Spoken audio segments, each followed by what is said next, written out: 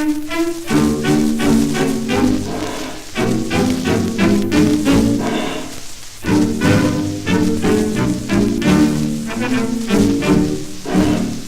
you took an ocean to fly across the ocean and headed your plane through the blue, you just had to show and let the whole... Welcome, I'm Tony Cordato, travel lawyer, and I'm just having a little chat with Professor David Grant, the editor of the Travel Law Quarterly. We're going to talk about travel insurance, particularly medical and hospital cover. So, do you want to start off with your story, David? Well, this is a story I heard about medical insurance in Switzerland. As you know, Switzerland is a very popular destination for skiing. And this story involves an interview with a Swiss surgeon who ran a very profitable clinic for people who broke their legs on the slopes. And these people would be brought in, he would perform the surgery on them, their insurance company would pay for them, and everything would be fine. But the interview asked him, well, what about those poor people who don't have insurance? And the doctor paused for a moment, and he said, well, breaking your legs on slopes, that's one misfortune. Having to pay my fees, well, that's just another misfortune.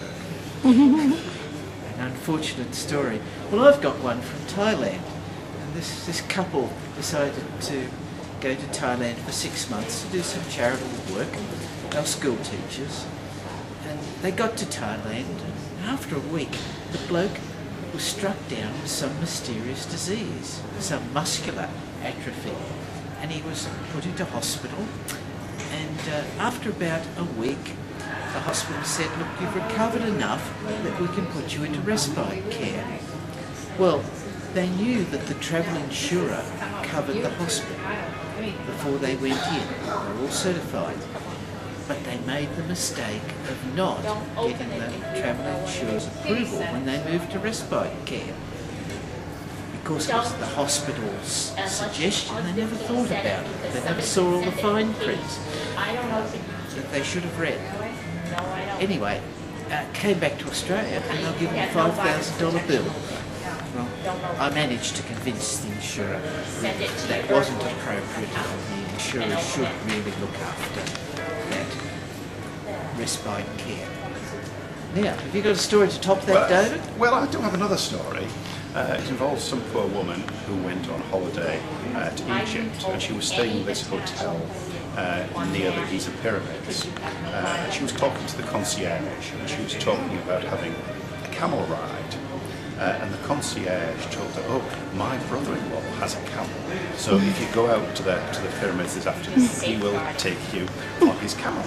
And so that's what she did. Unfortunately, this camel didn't perform very well. In fact, it threw her. And she suffered some really quite nasty injuries. But that was nothing compared to what happened to her next. She was admitted to an Egyptian hospital. Apparently she didn't have any travel insurance. And when she was there, the conditions were appalling. It was filthy. There was no real hygiene conditions there. They didn't give her any painkillers. She was passing in and out of consciousness.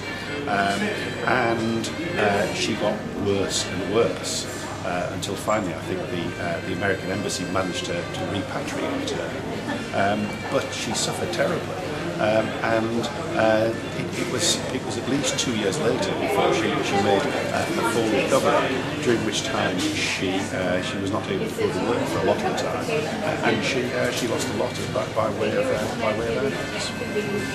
So that's just 3 examples of why it is essential, not necessary, but essential to have travel insurance cover for medical, hospital and evacuation when you're travelling. Would you agree? I would agree, absolutely.